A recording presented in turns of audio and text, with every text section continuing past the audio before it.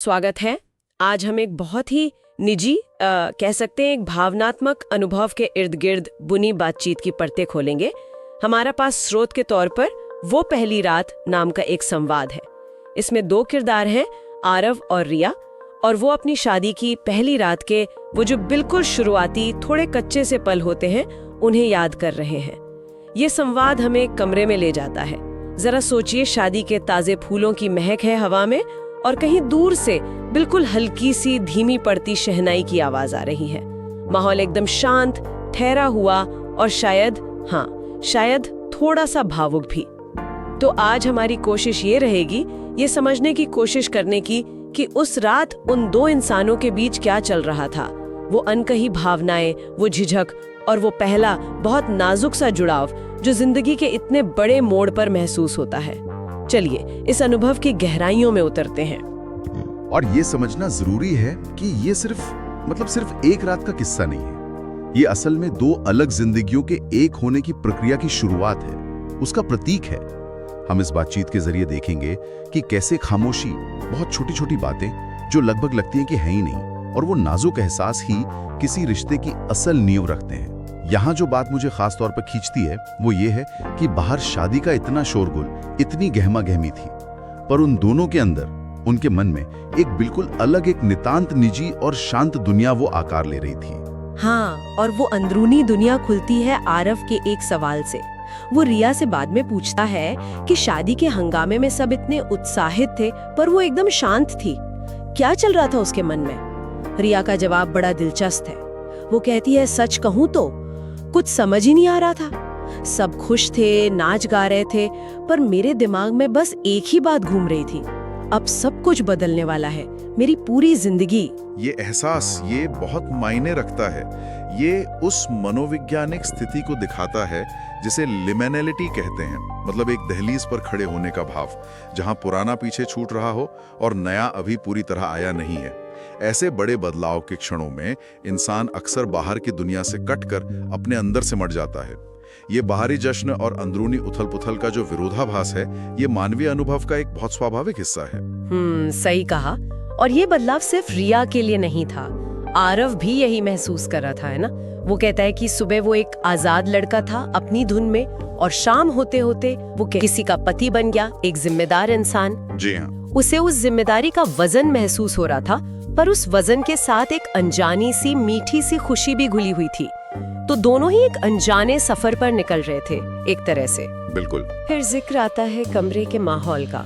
रिया याद करती हैं कि जब वो कमरे में दाखिल हुई, वो फूलों की तेज खुशबू, मध्यम रोशनी, सब कुछ बहुत अजीब लग रहा था, अपरिचित सा, बिल्कुल नया। लेकिन वो कहती हैं उस अजनबीपन में भी एक सुरक्षा का एहसास था, हालांकि दिल में डर भी था। हाँ, ये अजीब लेकिन सुरक्षित वाला जो एहसास है, ये बड़ा गहरा है। ये उस संक्रमण काल की अनिश्चितता और उम्मीद दोनों के ताने बाने को दिखाता है। अजीब इसलिए क्योंकि व्यक्तिगत स्तर पर सब कुछ नया और अनजाना है। सुरक्षित शायद इसलिए क्योंकि शादी का एक सामाजिक और पारंपरिक ढांचा है जो एक तरह की बाहरी स्थिरता का भरोसा देता है। ये उस अनदेखे भविष्य की तरफ पहला कदम था, जहां डर भी है और भरोसा भी। और ये घबराहट सिर्फ एक तरफा नहीं थी। आरव भी मानते हैं कि वो खुद कम नर्वस नहीं थे। वो देख रहे हैं रिया नजरें झुकाए खड़ी है, शायद थोड़ी सहमी हुई, और उनके मन में ये चल रहा है कि क्या कहूँ, बात कैसे शुरू करूँ जिससे ये भारीपन, ये अजीब खामोशी थोड़ी कम हो, माहौल थोड़ा हल्का कैसे हो। और यही वो पल आता है जो अक्सर ऐसी स्थितियों में बर्फ पिघलाने का काम करता है। एक बहुत ही मामूली सी रोजमर्रा की बात। आरव पूछते हैं, थोड़ा पानी पियोगी? हाँ, और रिया बताती है कि बस यही वो एक लाइन थी जिसने सारी झिझक, सारी घबराहट मिटा दी। वो कहती है, मैं उसी पल सहज हो गई, रिलैक्स कर गई। ये सोचना भी कमाल है कि इतनी सिंपल सी बात इतना बड़ा असर कर सकती है। कमाल इसलिए है क्योंकि ये दिखाता है कि गहरे भावनात्मक जुड़ाव की शुरुआत अक्सर सबसे बुनियादी मानवीय जरूरतों और देखभाल के इशारों से होती है।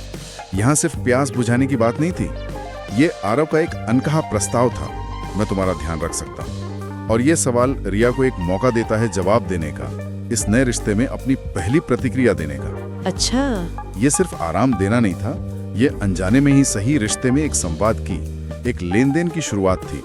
आरव का ये सोचना कि शुरुआत प्यार के बड़े इजहार से नहीं बल्कि आराम देने से होनी चाहिए, ये उनकी परिपक्वता और संवेदनशीलता दिखाता है। और शायद उसी आराम के एहसास के बाद जब रिया पहली बार खुलकर मुस्कुराई होंगी तो आरव को उस मुस्कान में वो पहला कनेक्शन, वो अपनापन महसूस हुआ होगा। एक छोटी सी चिंगारी जली होगी शायद। बिल्कुल। उस वक्त रिया के जहन में क्या चल रहा था? वो आरव को देख रही थी और सोच रही थी, यही है वो इंसान जिसके साथ पूरी जिंदगी गुजारनी है, पर उसे जानने से पहले मुझे इसे समझना होगा।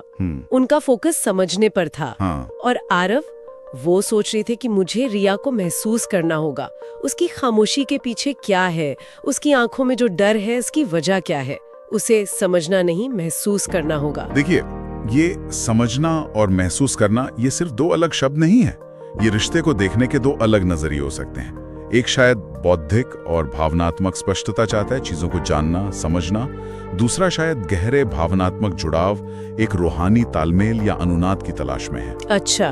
दिलचस्प यह है कि दोनों ही नजरिए एक मजबूत रिश्ते के लिए जरूरी हैं और ये दिखाता है कि दोनों सिर्फ ऊपरी तौर पर नहीं बल्कि एक दूसरे को गहरे स्तर पर जानने और अपनाने के लिए तैयार थे। ये सिर्फ मुलाकात नहीं थी, ये एक दूसरे में उतरने की तैयारी थी। बिल्कुल। और जैसा वो दोनों मानते भी हैं, उस रात बातें शायद बहुत कम हुई, शायद गिनती के कुछ शब्द ही बोले गए हों, लेकिन जो कहा गया या जो नहीं भी कहा गया वो अपने आप में पूरा था। वो खामोशी भी बोल रही थी। यही तो खामोशी की ताकत है। गहरे जुड़ाव के लिए हमेशा लफ्जों के पुल की जरूरत नहीं होती, कभी कभी सिर्फ एक दूसरे की मौजूदगी, एक नजर, एक हल्का सा स्पर्श या साथ बैठकर महसूस की गई खामोशी ही हजारों शब्दों से ज्यादा कह जाती है। रिया की वो लाइन याद है, हम दोनों एक दूसरे से अनफेमिलियर थे पर दिल जैसे पहले से ही पहचानता था। हाँ, याद है। ये उसी अनकहे सहज जुड़ाव की तरफ इशारा है जो शायद शब्दों के बनने से पहले ही बन जाता है। फिर वो एक और बहुत नाजुक, बहुत प्रतीकात्मक पल आता है। रिया याद करती है जब आरव ने धीरे से उनके बालों में फंसा एक फूल हटाया। वो कहती है, उस लम्हे में मुझे ऐसा लगा जैसे किसी ने बिना कुछ कहे मुझसे कहा हो, फिक्र मत कर, अब तो अकेली नहीं है। और आरव के लिए उसी पल का मतलब क्या था? वो कहते हैं उन्हें जिम्मेदारी का, एक अपनेपन का गहरा एहसास हुआ कि अब एक ये इंसान मेरा है, इसकी खुशी, इसका सुकून मेरी जिम्मेदारी है। और ये सब बिना मांगे, बिना किसी शर्त के हुआ। उस एक स्पर्श में वो कहते बहुत सम्मान था और एक गर्मजोशी थी। बिल्कुल। ये छोटे छोटे रोजमर्रा जैसे दिखने वाले पल ही अक्सर रिश्तों की कहानी में सबसे महत्वपूर्ण मोड़ बन जाते हैं। वो फूल हटाना सिर्फ एक शारीरिक क्रिया नहीं रह गई, वो सुरक्षा, देखभाल, अपनेपन और सम्मान का एक बेहद शक्तिशाली प्रतीक बन गया। ये वो लम्हे होते हैं जिन्हें सालों बाद भी याद करके वही गर्मजोशी महसूस होती है। ये रिश्ते की यादों के खजाने में जुड़ने वाले पहले कीमती मोती होते हैं। और इसी अनुभव से शायद पहली बार रिया को शादी के असल मायने समझ आने लगे। उन्हें लगा कि ये सिर्फ कोई रीति रिवाज या समझौता नहीं है, ये तो एक यात्रा है, एक सफर जिसमें दो लोग धीरे धीरे, हौले हौले एक दूसरे की दुनिया में कदम रखते हैं, एक दूसरे के लिए जगह बनाते हैं, एक दूसरे को अपनाते हैं। वो कहती हैं कि उस रात उन्होंने असल में पहली बार एक दूसरे के दिल का दरवाजा खटखटाया था और शायद थोड़ा सा खोला भी था। ये तेरे रिश्ते की इसी जैविक, मतलब ऑर्गेनिक प्रगति को बहुत खूबसूरती से दिखाता है। ऐसा नहीं होता कि बटन दबाया और रिश्ता बन गया, शादी हो गई और अब सब ठीक है। नहीं, ये क्रमिक प्रक्रिया है। जैसे कोई बीज धीरे धीरे अंकुरित होता है, वैसे ही समझ, भरोसा और प्यार धीरे धीरे पनपते हैं। वो पहली रात शायद उस बीज को जमीन में बोने जैसा था। आरव उस रात की शांति को, उस खामोशी को याद करते हैं। वो शांत कमरा, खिड़की से आती चांदनी और रिया का हल्का सा कांपता हुआ हाथ जिसे उन्होंने शायद हिम्मत करके थामा होगा। उन्हें उस पल ये महसूस हुआ कि इस दुनिया में अगर कोई सबसे कीमती, सबसे पवित्र एहसास है तो वो शायद विश्वास है, ट्रस्ट। और रिया ने उस रात आरव की आंखों में झांका और उन्हें वहां प्यार का आकार दिखाई दिया। कैसा आकार? कोई तूफानी जुनून नहीं, बल्कि शांत, गहरा और एकदम सच्चा, बिना किसी दिखावे के, बिना किसी जोर जबरदस्ती के, बस एक निर्मल सच्ची भावना, विश्वास और सच्चाई। बिल्कुल। किसी भी रिश्ते की बुनियाद यही दो स्तंभ होते हैं। और पहली ही रात में इतने तनाव और अनिश्चितता के माहौल में भी इन दोनों भावनाओं का इतनी स्पष्टता से उभर आना और दोनों का इन्हें महसूस कर पाना, ये उस रिश्ते की संभावनाओं और उसकी गहराई के बारे में बहुत कुछ कहता है। ये एक मजबूत शुरुआत का संकेत था। तो उस एक रात का उनकी आगे की जिंदगी पर क्या असर पड़ा? आरव कहते हैं कि उस रात के बाद जिंदगी वाकई बदल गई। अब हर सुबह उन्हें एक नई शुरुआत लगती है, एक नया मौका। और उन्होंने सीखा कि प्यार को चीखने चिल्लाने की जरूरत नहीं होती, वो शोर नहीं करता, वो तो बस खामोशी से महसूस होता है, धीरे धीरे रिश्ता है। सही बात। और रिया को ये समझ आया कि एक यादगार, एक परफेक्ट रात वो नहीं होती जिसमें सब कुछ आपकी प्लानिंग के हिसाब से हो, सब कुछ बिल्कुल वैसा हो जैसा फिल्मों में दिखाते हैं, बल्कि एक बेहतरीन रात वो होती है जिसमें बाहर चाहे जितनी भी अजीबियत क्यों ना हो, अंदर बस दो दिल एक लय में धड़क रहे हों। वो कनेक्शन ही काफी है। बिल्कुल।